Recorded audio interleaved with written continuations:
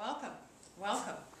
This is our third reading in the Letters and Art Society reading series, and this is our 38th year of operation.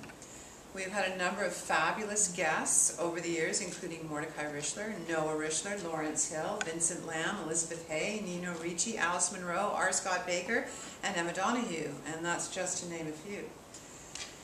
Yes, we've even hosted Margaret Atwood, and I'm going to mention her later in my intro, and when she still visited schools, because certainly it is very expensive to have her now. And we're very grateful today to have a very special person visiting us, Maria Meindl. And I want to talk to you a little bit also about the significance of remembrance. Memory is what gives us the past. Without memory, there is no past. We cannot know where we've come from, who our elders were, what forces or currents have shaped our present, even our own characters, nor can we know what our future will be. And we need people like Maria Meindl to help us remember. Maria has struggled with the gift of memory. Her grandmother, Mona McTavish Gould, was a difficult woman. She was also a former Londoner and a St. Tomulan, if you know what I mean, someone who lives in St. Thomas. Mona herself struggled to be an independent reporter and a freelance writer. She even wrote advertising and assisted the Red Cross in promoting itself and its activity during World War II. Mona Gould was born in 1908. She died in 1999. Her life spanned almost a century. And now that we have been left that century, it's gone, it's behind us, we need to remember its lessons, its gifts, its hardships, and its singular personalities. People like Mona tried to give meaning to every day of their lives. Mona discovered that she had a gift for poetry and wrote and was published extensively. Her most well-known poem is about the death of her older brother in World War I. Just 2 weeks ago, we celebrated Remembrance Day. Mona's poem, This Was My Brother, helps us to celebrate the memory of one person, but also the many who lost their lives in what was called the Great War, and also the many who continue to die in war and in protest over abuse of power, even today. Speaking of turbulent struggle on a microscopic scale, Maria Meindl herself had an ambivalent and sometimes stormy relationship with her grandmother. But Maria will tell you herself about that and her own coming to terms with this very flamboyant relative. Meindl, in some ways, has had similar struggles as a woman freelance journalist. Maria has written 2 programs for CBC Ideas, one about polio in the 1950s, another about siblings caring for aging parents. She has published articles, essays, poetry, and a short story. Her interests include women in the arts, healthcare, aging, and movement. She is also fascinated with how the writing process relates to body and voice. Her recent book, Outside the Box, is a memoir about her relationship with her most famous grandmother, Mona Gould, who was published at the same time and in the same journals as Margaret Atwood. Without memory, we have no past. Please give Maria Meindl your attention as she evokes the past and gives you a glimpse of the 20th century through the work and life of her grandmother, Mona Gould. Please, Maria. I'm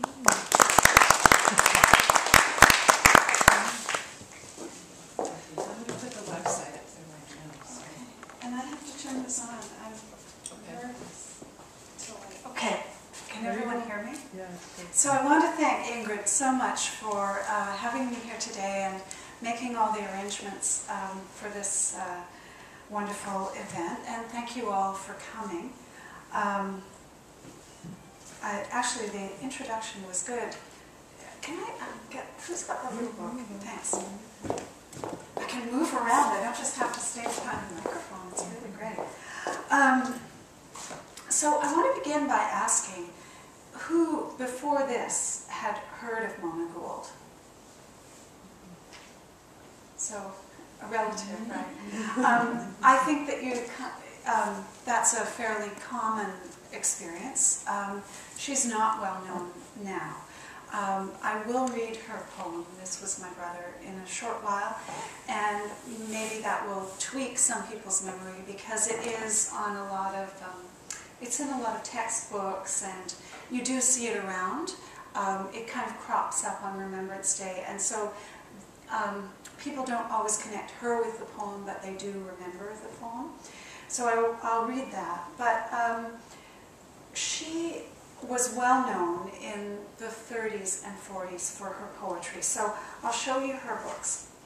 Tasting the Earth, Macmillan of Canada, 1943. I Run with the Fox, Macmillan of Canada, 1946. Gossip, self-published with the help of Macmillan of Canada, 1949. And I think there's something telling about the diminishing size of the books, because this was her biggest hit. This book was her biggest hit. And so by 49, that's her last poetry book, she became a broadcaster, and that's where she was well known. She was well known in Toronto for 3 programs.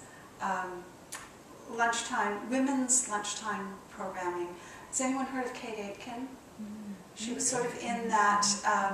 Kate Aitken had the highest listenership of any radio commentator in the country, and for many years. Women listened to the radio late in the morning and at lunchtime. So Mona's programs were called Listen Ladies, the first one. The second one was called Carousel. And the third one was called Be My Guest. And Be My Guest, she interviewed all the famous people who came into Toronto. There's pictures of her with Louis Armstrong. There's pictures of her with the Andrews sisters. So by the end of the 50s, that's sort of late 40s into the 50s. I was born in 1959. And by the time I have memories of my grandmother, so when I was a very small child, she was not known. She disappeared from view. So what I remember was a very bloated, unhealthy, heavy drinking, embittered woman who told me stories. And I was a captive audience. I was a little kid. She would be babysitting me, although in a sense it was the other way around in a lot of ways. And she would tell me stories. She would tell me stories sometimes all night. And so the book, the grandmother I thought I knew, that's kind of the subtitle of the book, is that woman. She later quit drinking. She got healthier because she was forced to. She had some scares. And so she went down to a healthier weight and started getting a bit more exercise, quit drinking. But nonetheless, she remained a storyteller. And she told these wild and wonderful stories about her past. She lived to be 91 years old. And she kept every piece of paper. Her writing career started when she was 11. The Windsor Star published her first poem. And she continued to write all her life. So when she died, actually I'm really glad for this portable microphone because I can show you. There was a pile of boxes like this.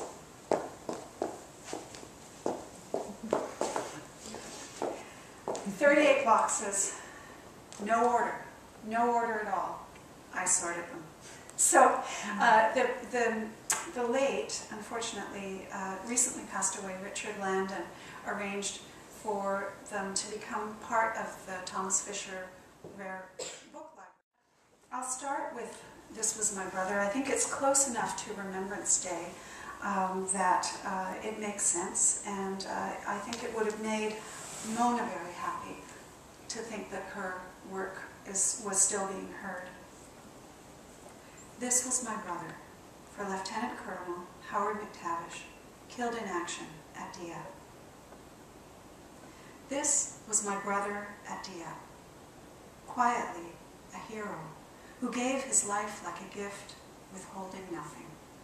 His youth, his love, his enjoyment of being alive, his future, like a book with half the pages still uncut. This was my brother at Dieppe, the one who built me a dollhouse when I was 7, complete to the last small picture frame, nothing forgotten. He was awfully good at fixing things, at stepping into the breach when he was needed. That's what he did at Dieppe. He was needed, and even death must have been a little shamed at his eagerness. This poem, soon after she wrote it, came out in newspapers across the country. The entire back page of many of the newspapers across the country, and appeared in this book, Tasting the Earth, and then was reprinted in her second book, I Run with the Fox, as a kind of frontispiece. So I'll start my reading with the grandmother I thought I knew. If you can imagine, in this scene, a little girl sitting quietly and listening to this story. I heard this story every time I visited my grandmother, and I knew her until I was 40 years old. This was her favorite story. And I'll say that this scene takes place on Farnham Avenue, in her apartment in Toronto on Farnham Avenue. The people she talks about are Graham, my grandfather, her husband, John, my father, and at that time, her mother is also mentioned. Today was spring cleaning day. Every spring, Nana paints her porch white and her furniture black. She covers everything with a fresh coat of paint, sealing dust and cat hair underneath it in bubbles which may unexpectedly pop a few months later, leaving stains on a skirt or a sleeve. Nana hates cleaning, but she likes all the fresh, shiny surfaces that are left when it's done. Now that the cleaning is finished, Nana feels good. She sets both feet up on the coffee table beside a bowl of chocolate mints and another of salted peanuts. She puts the palms of her hands together, and I know she's about to start talking. Sometimes, especially when it's late at night, Nana tells me about how lonely she is now my grandfather is gone, how she loves my father and wants to see him all the time, but my mother won't let her. Not today, though. Today Nana feels good. She will tell a happy story this time. When Graham went overseas, he was a paymaster in the army. I moved to Toronto with John. We had a little apartment in Forest Hill in one of those 4-story buildings that are all torn down now. I was working for the Red Cross for Pat Kelly. He borrowed me from McLaren's, you see, because they wanted somebody who could really write, and I could write. They used to say I could write like a man, but I worked like a dog in those days, just like a dog. My days were so long. And of course there was John to take care of him. My mother was in London, and I was the only girl, so I had to see to her as well. She was getting older by that time. I'm going to take off my glasses. She used to say, "You're not measuring up, my girl," just like that, very sternly. She was a Victorian beauty, my mother. I could never do anything right as far as she was concerned. Howard was her favorite, the eldest, and a boy, of course. Mook, we used to call him. That was his nickname. So there I was, working for Pat Kelly and going around to all the hospitals and the clinics and speaking at various functions. You know, opening bazaars, checking the lists of prisoners of war. And I had my big 4-inch heels and my red nails and my trench coat. A real working gal. And one day, there I was writing up a script, a thank you speech for a campaign, a fundraising campaign we were doing. We were about to get $1 million. And I had to go and pick up the check and give it to Pat, and he'd read my speech at the ceremony. And the phone rang. It was the War Office. And as soon as I heard that voice on the phone, I knew something had happened to Luke. They said, "Your brother has been killed at Dieppe." He was a hero. He fought until the end, but he was killed. And so I sat down on the floor of the office. That's all I could do. I just sat right down, and I looked at all the legs of things. The legs of my desk, the legs of my table. I couldn't stop staring at the wastebasket. And all I could think of was saying goodbye to Mook when he left on the troop train. He was a great big strong guy with shoulders like this and a big loud voice. I was standing there sniveling while all the guys said goodbye to their girlfriends and wives, and John was trying to hold back his tears. And Mook bounced up on the train and waved out the window, and when the train was taking off, he threw me a chocolate bar out the window, and I caught it. Just like that. I thought it was a good sign.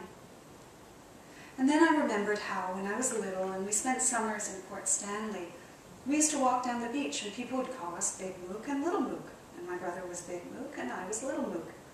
He was a big, rough and tumble guy that you thought nothing would ever happen to. He always made everything all right.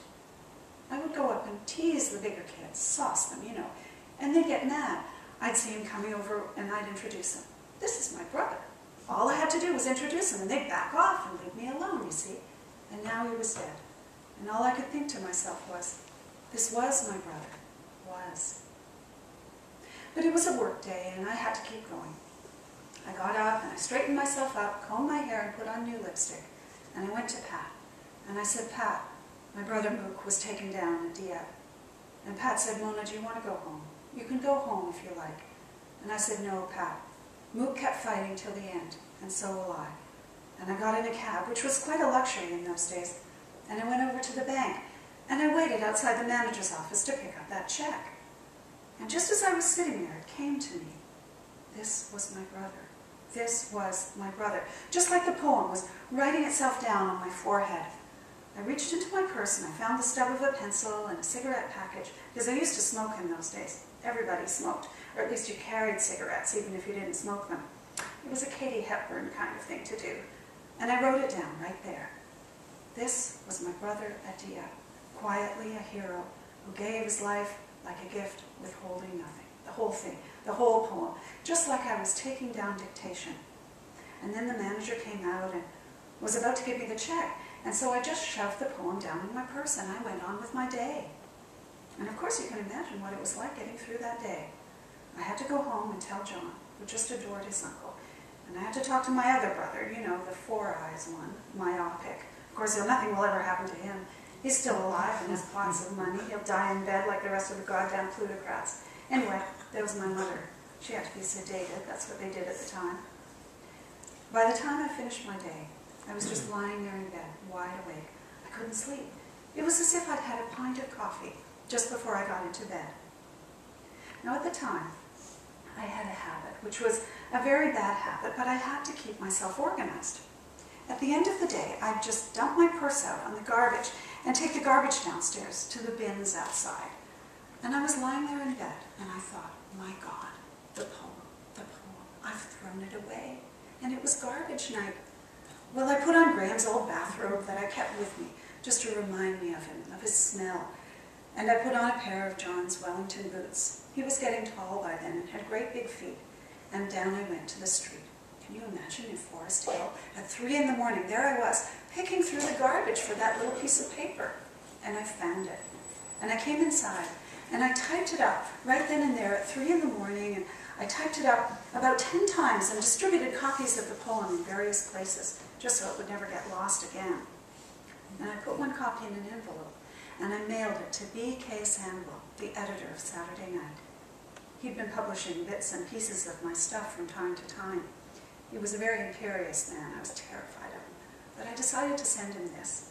If nothing else, he'd be less likely to lose it than me. And so I went on with things. There was news coming out about Dieppe, and of course my brother had distinguished himself in battle. And there were so many men killed and lost and missing in action.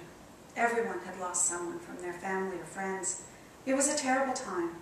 The Red Cross was frantically busy, and so I forgot all about the poem. And then one day, I got a call from Sandwell's secretary to come over to the office of Saturday Night. I went over on my lunch hour, because Pat couldn't spare me for a minute. Went over on my lunch hour, and the secretary showed me in. And B.K. Sandwell was standing in front of the window with the light coming in all around his head. I couldn't see his face, but I knew from his voice that he was smiling. And he said, "Your time has come, Mona Gould. The time has come for you to have a book. Now send 100 of your best poems over to Ellen Elliott at Macmillan's, and I'll tell her you're to have a book." Well, I just about dropped on the floor right there, but I didn't show how I was feeling. I just said, "All right, I'll do it."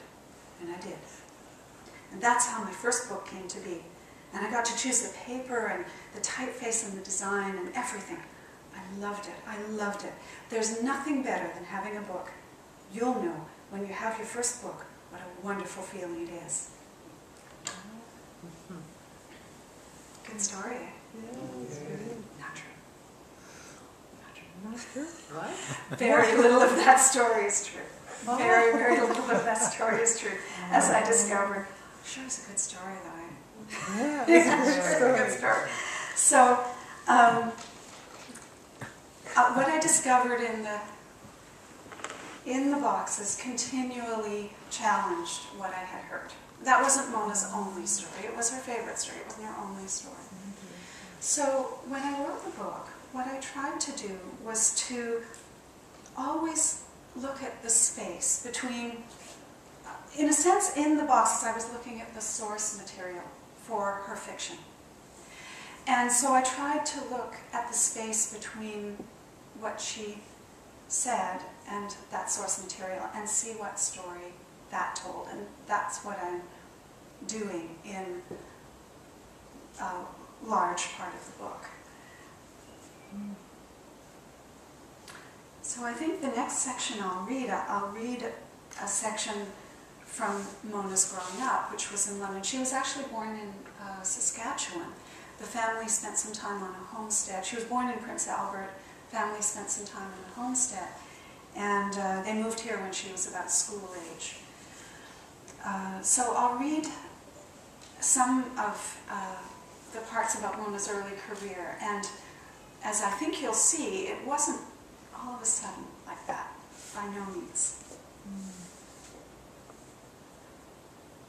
Once they were settled in Ontario, Alfred, that's Mona's father, bought a cottage in the small resort town of Port Stanley, about 25 miles south of London, and an easy commute on the local L&PS railway line.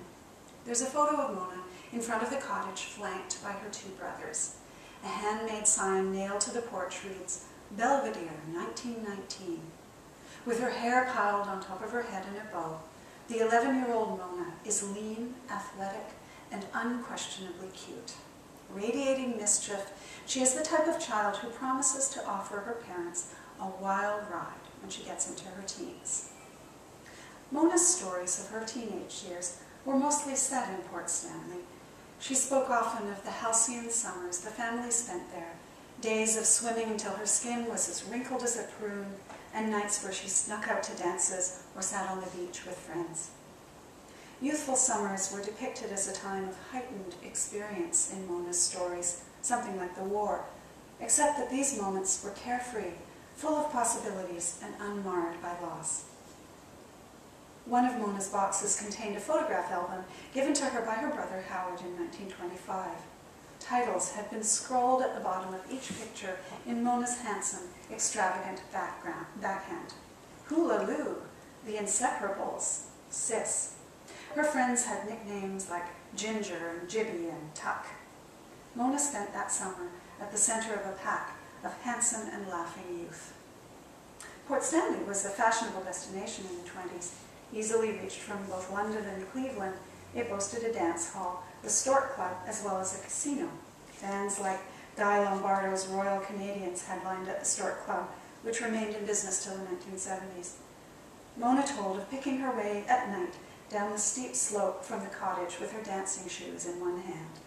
She was drawn, she told me, by jazz, a new and scandalous kind of music that was being played at the clubs. Her behavior may have worried her mother, but in truth, Mona's wildness never got her into serious danger. After all, her big brothers were always at the dances with her. Mona's shy friend, Margaret Stephen, also appears in the photographs. Shoulders hunched, eyes downcast so that her curls fall in her face, Marg hides behind Mona in a lineup of bathing beauties kneeling in the sand. Marg later became a writer herself, and the two remained friends until Margaret's death in 1991. The Mona of these pictures is androgynous. Her hair is cropped short, and she is athletic, narrow in the hips and broad in the shoulders. She's often surrounded by boys doing headstands and piling around her in different configurations. Unlike Marg, Mona proudly shows off her body, particularly her spectacular legs. There's a handsome boy with her in several pictures, but one image of the boy alone has an X marked across the face. "C'est fini," reads Mona's note on the back, "by my own hand."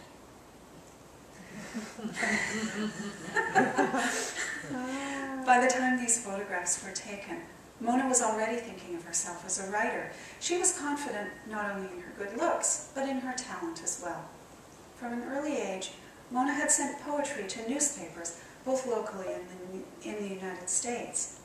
She often told the story of how she had won $10 in a contest in the Windsor Star and concluded at that point that she was a full-fledged professional. I've never been able to find the prize-winning poem, although she kept numerous clippings of her publications. Also during Mona's high school years, the London Advertiser published her English translation of Heine's Die Lorelei. In the early decades of the century, the Globe and Mail ran a regular feature called The Circle of Young Canada, which included drawings, verse, and music by youth between the ages of 7 and 20. Mona was an enthusiastic contributor. For her publications in the Globe and Mail, Mona took the pseudonym Garth. Sometimes she made it Garthay, adding an extra exotic-sounding syllable.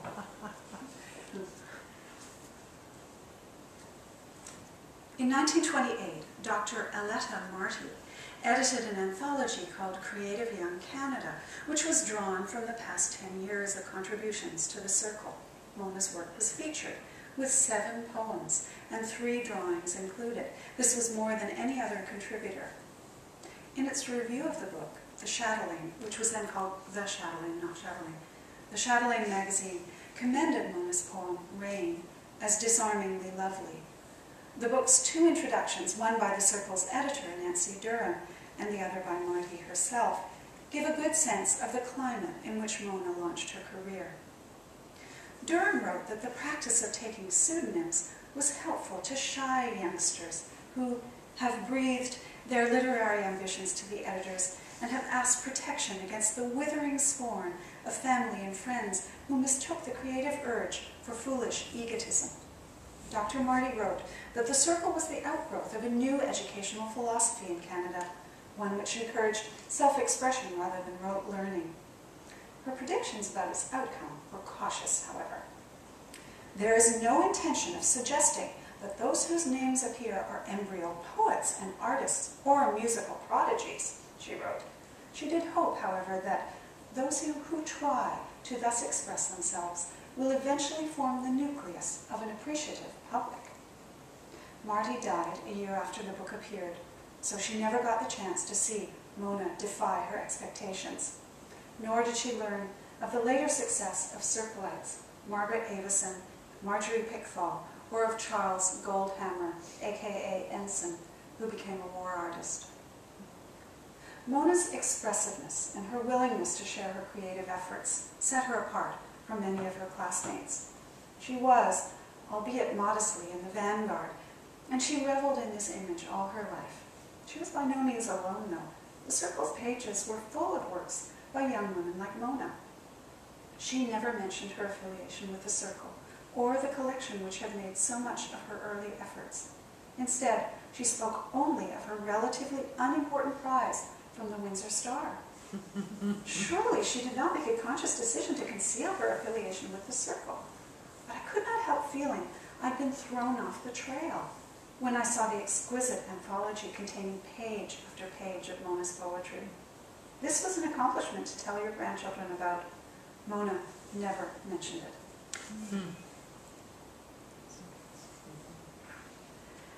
And actually, if we have some time to talk at the end, I think it's very interesting in this age of Facebook and YouTube and what is that, LinkedIn, all of these things where everybody is out there, and there's almost something wrong with you if you're not trumpeting yourself everywhere in the world.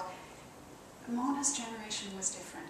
It was really unseemly for a young person to put themselves forward like that. And so hence the pseudonyms. And hence Mona's courage, actually.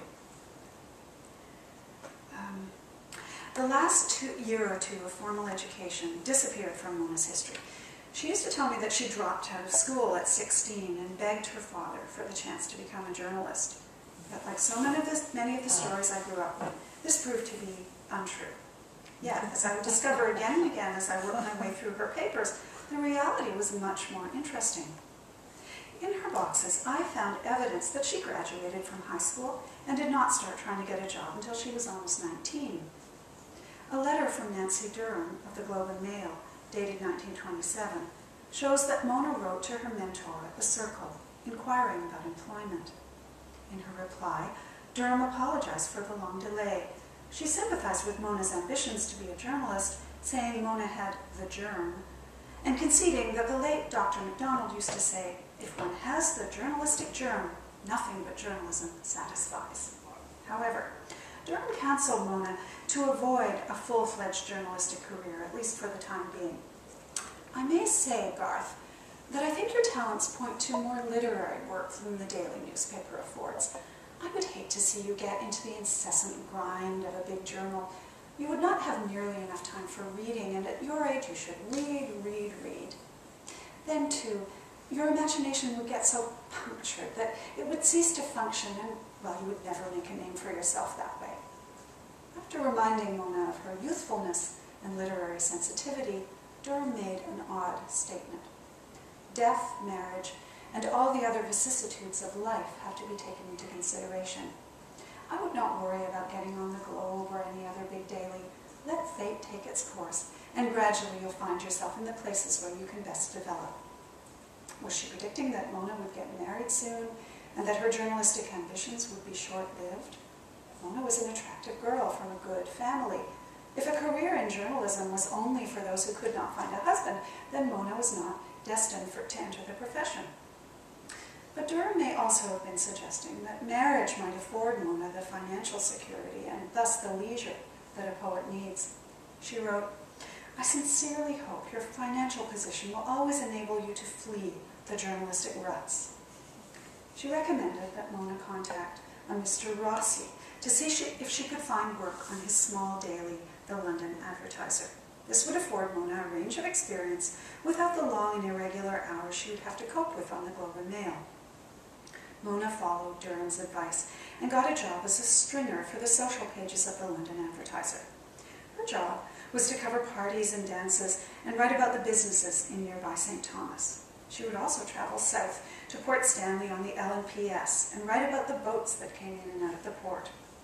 Illustrious people took these boats, and their presence in town had to be recorded, what they wore, where and with whom they were seen.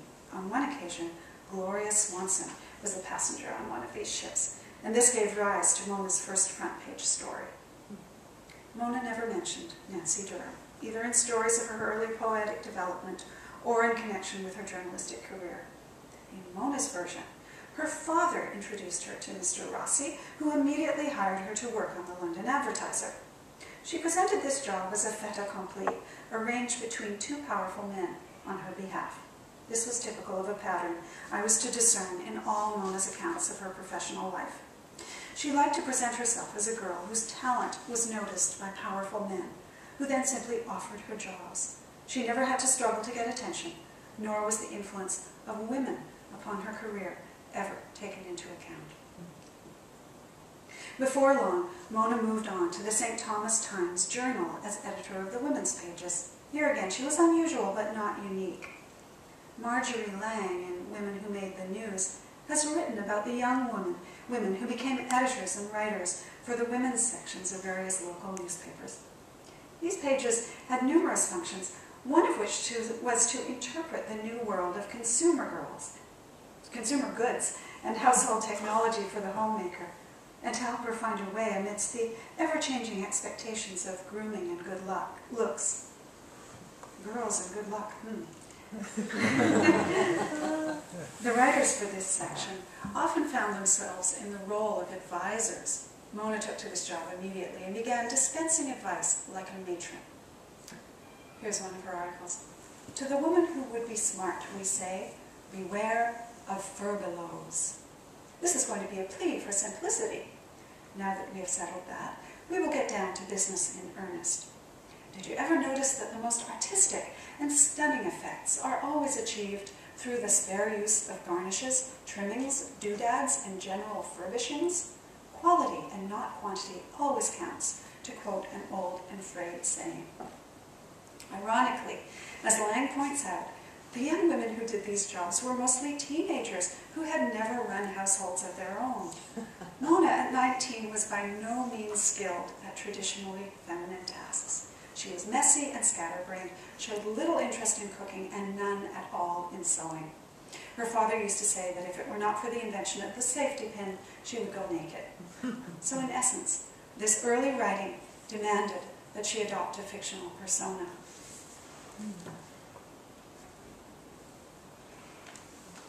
Let's see what kind of time we have. I want to allow some time for questions. Yeah, for sure. Yeah. I will read the contrasting stories of Mona's marriage. She married Graham Gould of St. Thomas, Ontario, who was, he was a musician, he played violin. And by all accounts, I mean by all pictures, he was an incredibly handsome man. By all accounts, he was also very nice. And he was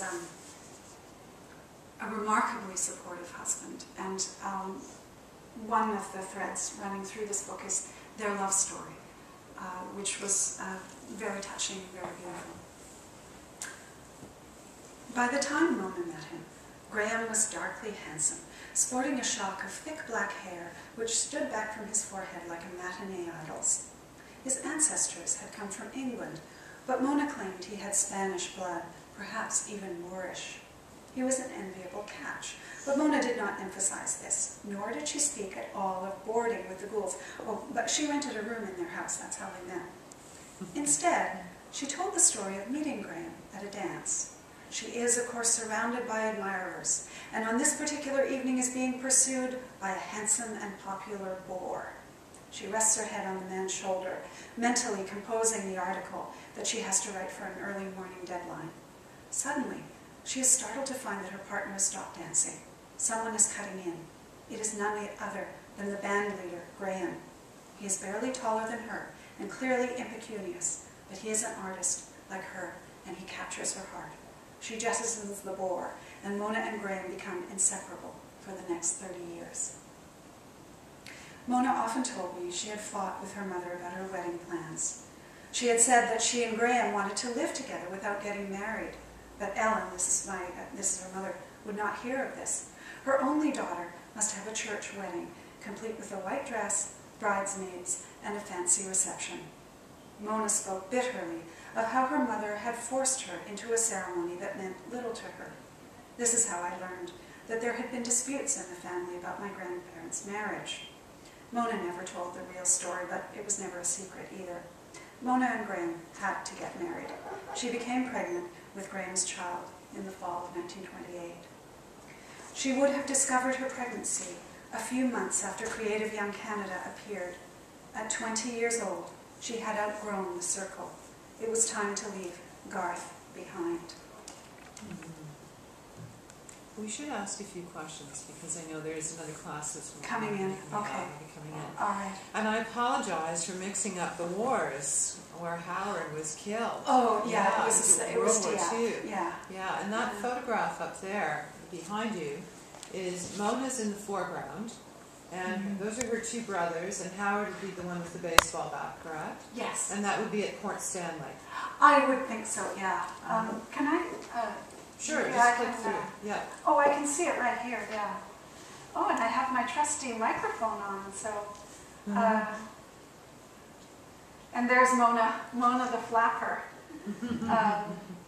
Probably, oh, it's doing a thing. There's Mona at her job. The young author. Publicity photograph, a wedding photograph. Oh, it's beautiful. Yeah. Mona promoting her second book. Here she is, another author photograph. I love this. I'm concentrating. Yeah. The Andrews sisters. In a bar in Spain. She's 52 there. Here was the grandmother I thought I knew. That was a typical. Here she is in about 80. She's in her 80s, listening to jazz. Journalist typing with the elbows up, playing piano in her last days. There she is, just before she died. So it gives you a bit of a quick tour. Would anybody like to ask a question or?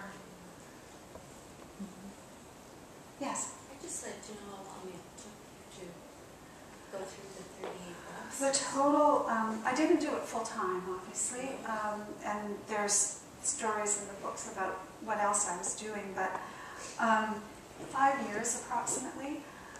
I spoke to some people at the library school yesterday, and they pointed this out, that I should say it. I did kind of a rough sort, and then I did a more detailed sort with notes. So I created a finding aid, as it's called, on the second time around. So part of the reason it took so long was that it had to be gone through twice. There would be no way that I could have put it in proper order the first time. Yeah, I had to put it in categories and then put the categories in order. Yeah, and then the writing was another 5 or 6 years. There was an overlap between the writing and the sorting. Yeah. How did you begin to make sense of the discrepancies between her stories and the documentation? And do you have any sense of why she would tell a certain story, but yet the documentation would tell you a different truth? Yeah, there were different reasons, I think. The story about, just for instance, the story about Creative Young Canada, I think, is interesting, and the whole issue of putting oneself forward. I really do think Mona was a high-spirited, creative young woman. If she were living today, she'd be covered in tattoos. I expect she'd be an animal rights activist. She'd be a performance poet. Like, she had a strong creative drive. And I sometimes think that that issue of not putting oneself forward, she never was completely settled with that. She either would hide things or she would go to the other extreme. She's very narcissistic. If you listen to that first story, it's all about her. It's not really about Mook. It's all about her. And the fact that she gets a personal phone call from the War Office, you know. And she was the one to see him off. As you will discover if you read the book, Mook was a married man. We never knew that he had been married. She just wrote the wife out of her history. When it comes to Dieppe, I think the issue is much more complicated. There was a kind of a national repression of the true story, the true feelings. And I think Mona was responding to that. That's my belief. And then the stuff about the women, that was another story. A bigger story, I think, where if you were successful as a woman, you didn't bring your sisters along. You would deny the help that you had received. And she was part of that era. I never knew about the help she'd received from women. It was always men. Always men. And a friend of the family, a friend of Mona's, a dear friend of Mona's, John I, actually taped Mona, and I listened with great care to the stories later on. Some of the women, many of the women are not mentioned. Eleanor Roosevelt is mentioned. The rest of the women are not mentioned.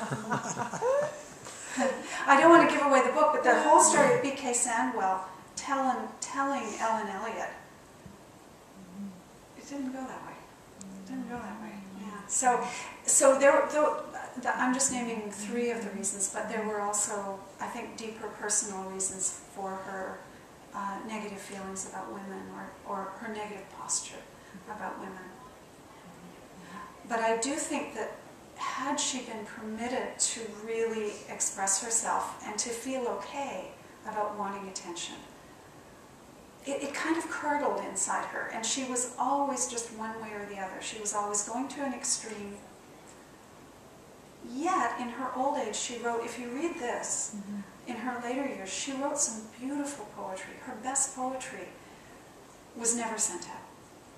There are a couple of, there's a poem in there about losing a baby, which I think is an amazing poem.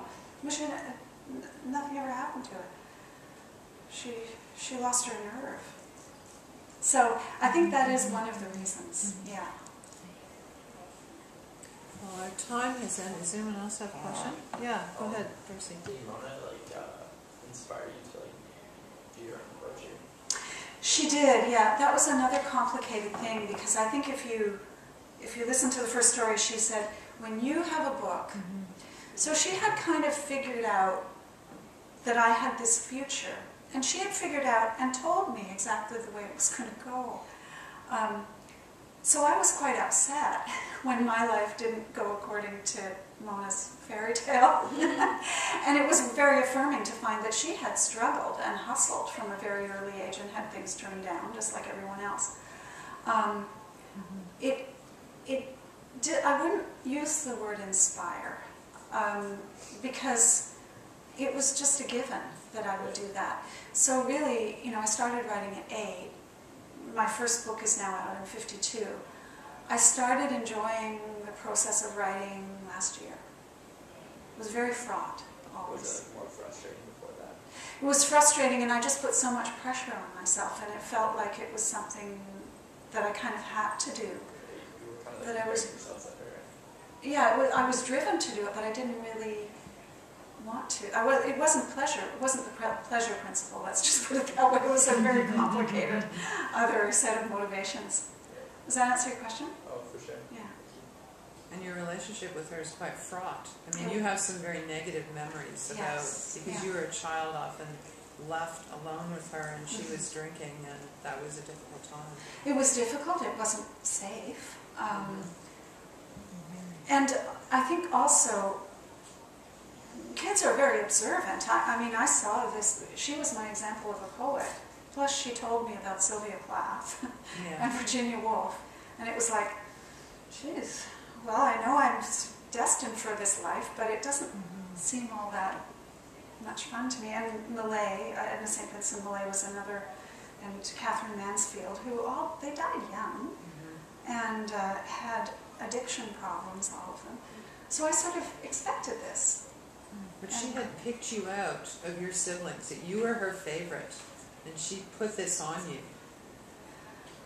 Yeah, So she that's does. also I mean, very- I think I need to let my sisters tell their own stories, but she did tell me I would be a writer. She did, yeah. That's enormously burdensome, I think, for a child to be told by an older adult that this is what you will become. Not live that script. Anyway, I want to thank you very much for coming. And Thank you for your beautiful introduction. Oh, well, it's like making a gross error. Thanks for all of you for coming. I know our audience is rather small, but we actually have a larger audience. And since we've been taping for YouTube, we have an enormous audience of hundreds, of possibly thousands. The longer your little talk will remain here, the more people will see it. And I want to thank you for appearing in person. Thank you so much. And we'll see you again next semester.